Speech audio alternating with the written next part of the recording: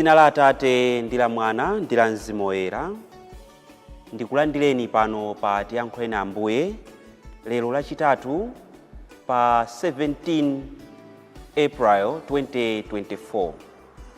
Mawu oyamba a tsiku la lero akuchokera m'buku la Ntchito za Atumwi, Ntchito za Atumwi 8 ndi meya 1 kulekeza 8.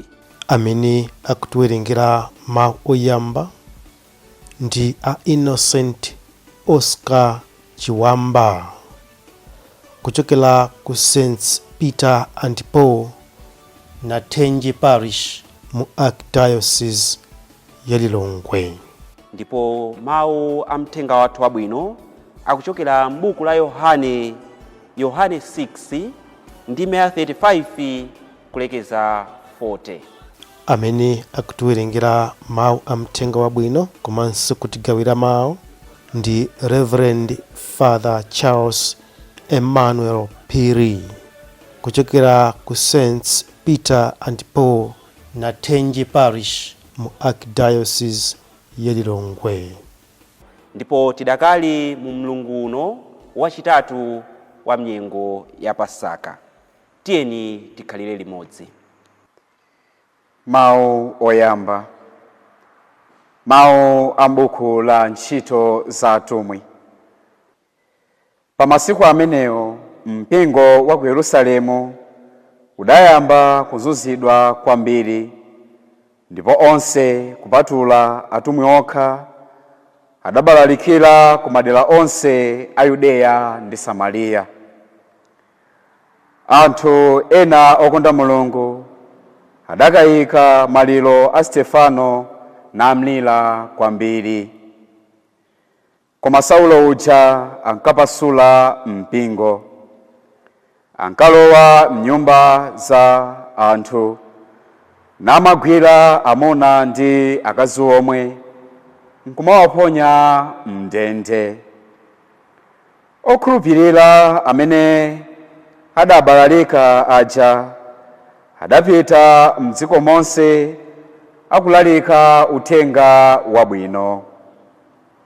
Filipo adatsikira ku mzinda wa ku Samariya namalalikira anthu kumeneko za Khristu, mpulumutsi olonjezedwa uja. Makamu a anthu ndi mtima umodzi ankatchera makutu ku zimene Filipo ankanena. Onse ankamvetsera mawu ake nkumaona zozizwitsa zimene iye ankachita. Pakuti mizimu yonyansa inkatuluka mwa anthu ambiri amene anali atagwidwa nayo nimafuula kwambiri. Ndipo ambiri amene anali akufa ziwalo kapena opunduka ankachira. Choncho munali chimwemwe chachikulu mu mzinda muja. Mawu a Ambuye. Tithokoze Mulungu. Ambuye akhale nanu. Mawu amthenga wabwino monga adalembera Yohane. Yesu adawuza kuti chakudya chopatsa moyocho ndine. Munthu aliyense odza kwa ine sadzamva njala, ndipo aliyense okhulupirira ine sadzamva ludzu konse. Ndidakuwuzani kuti inde inu mwandiona, komabe simukukhulupirira. Onse amene Atate adandipatsa adzabwera kwa ine, ndipo munthu aliyense wodza kwa ine sindidzamkana konse. Pajatu ndidatsika kuchokera kumwamba kudzachita zofuna za iye amene adandituma, osati kuti ndidzachite zofuna za ine ayi. Ndipo chofuna iye amene adandituma nchakuti ndisatayepo ndi mmodzi yemwe mwa amene iye adandipatsa, koma onse ndidzawaukitse kwa akufa pa tsiku lomaliza. Pakuti chimene Atate anga afuna nchakuti munthu aliyense amene aona mwanayo namkhulupirira akhale ndi moyo wosatha, ndipo Ine ndidzamuukitsa kwa akufa pa tsiku lomaliza.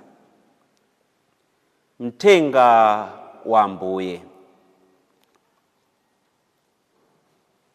Lero mawu athu amene tawerenga kuchokera m'buku la Yohane ndi mawu amene ali ozamako pang'ono, chifukwa Ambuye Yesu akufotokoza za udindo umene ali nawo, cholinga chimene adabwerera pa dziko lapansi, komanso ifeyo udindo umene tili nawo kuti tikafike ku moyo wosatha. Ambuye Yesu akuti aliyense odza kwa Iye sadzamukana. Ambuye Yesu akufuna kutionetsa kuti iwotu manja awo ndi otsekula.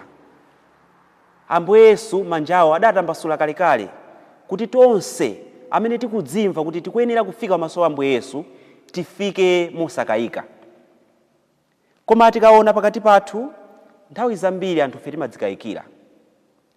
Tili ndi anthu amene timawaona kuti mwina Ambuye Yesu adabwerera iwo, kuti mwinatu ineyo ndine wochimwa kwambiri, Ambuye Yesu sadabwerere ine. Mwinatu Ambuye Yesu adabwererawo chifukwa ali ndi ubwino uwo. Mwina Ambuye Yesu adabwerera uje chifukwa amachita zakuti kuposa ine. Ine ndimadzitenga olephera, awo amadziona oyera. Mwina Ambuye Yesu adabwerera oyerawo. Koma Ambuye Yesu akutiwuza kuti iwowo adabwerera aliyense amene Mulungu adamuyika m'manja mwawo. Ndipo Mulungu adawapatsa udindo kuti aliyense amene ali m'manja mwawo asatayike konse, koma akafike ku moyo wosatha. Lero Mulungu afuna tisinkhesinkhe kuti kodi ineyo nchifukwa chani ndimadzikayikira kuti sine woyenera kufika pamaso pa Mulungu.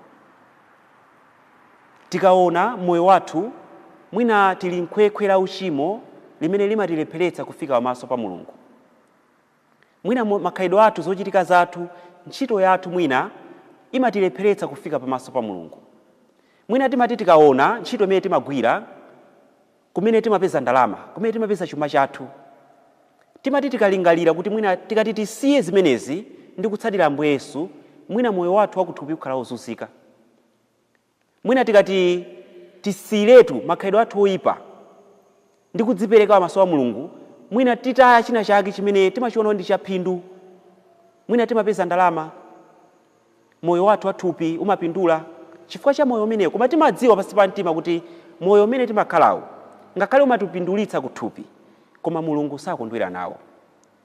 Ndipo pa chifukwa chimenechi nthawi zina timangopita ku tchalichi pofuna mwina kungokwaniritsa kuti la Mulungu lakwana, kapena tayitanana kuti tikumane, koma timadziwa kuti ineyo ngakhale ndikupita ku tchalichi sindikupita pamaso pa Mulungu chifukwa ndili ndi choletsa, ndili mukhwekhwe la uchimo limene sindilokozeka kutulukamo. Ambuye Yesu akutiwuza kuti iwowo manja awo ndi otsekula. Tisadzikayikire chifukwa cha machimo amene takhala tikuchita, kapena mukhwekhwe la uchimo limene tilipo panopa. Tilimbe mtima, tiwawuze Ambuye Yesu kuti Ambuye Yesu ngati munabwera pa dziko lapansi kudzayitana anthu kuti alandire chipulumutso, inenso ndikeni m'gulu limenelo, mundiwombotse kusinga ya uchimo imene ndili, mundiwombotse kukhwekhwe la uchimo imene ndilili, nditembenuke mtima ndibwerere pamaso panu, kuti nanenso pakudzauka kwa akufa ndidzaukitsidwe, kubwera kwanu pa dziko lapansi kusakhale kwa chabe. Ndipo Ambuye Yesu alokozeka kutilandira ndi kutichotsa mukhwekhwe limenelo ndi kutipulumutsa. Amen.